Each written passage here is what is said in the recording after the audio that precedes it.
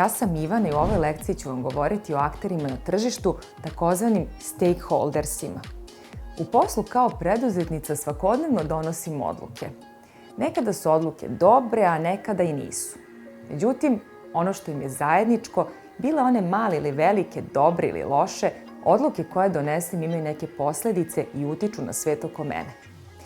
Često mi se desi da neka poslovna odluka toliko utiče na ljude na koje uopšte nisam imala nameru da utičem. Na primjer, odluka da nakon svakog događaja koje održimo odnosimo cveće u domove za stare, indirektno je uticala na raspoloženje nekih ljudi kojima je potrebna pažnja i koji su pomalo zaboravljeni.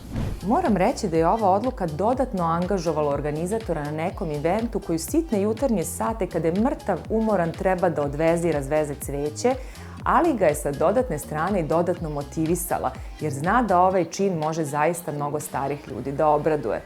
Svi oni ljudi na koje utiču moje poslovne odluke nazivaju se poslovni akteri ili na engleskom stakeholders. Dakle, kupci, zaposleni, investitori, klijenti, snabdevači, svi oni učestvuju u mom poslu i svaka moja odluka utiče na sve njih. Zašto je ovo bitno da vam pričam? Zato što su oni svi povezani u jednu celinu koja se zove moj posao. Kao ona slika sa vodom u koju padne kamen.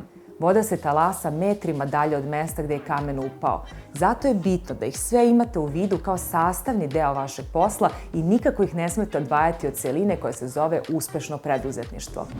Neki od njih će se ponekad uspavati i postaće najslabija karika u lancu vašeg poslovanja. Ista opasnost te takozvane poslovne letargije preti od klijenata i od vašeg zaposlenog i od dobavljača. Zato ste vi tu. Naravno, ne da bacate kamenje u vodu, ali da ubacujete svakodnevno pozitivnu energiju u svoje poslovno okruženje i da širite dobre vibracije. Dobro morate poznavati svakog iz kruga vašeg poslovanja i svaku odluku treba što više odmeriti iz uglova svih vaših stakeholdera. Donosite poslovne odluke, prosto morate.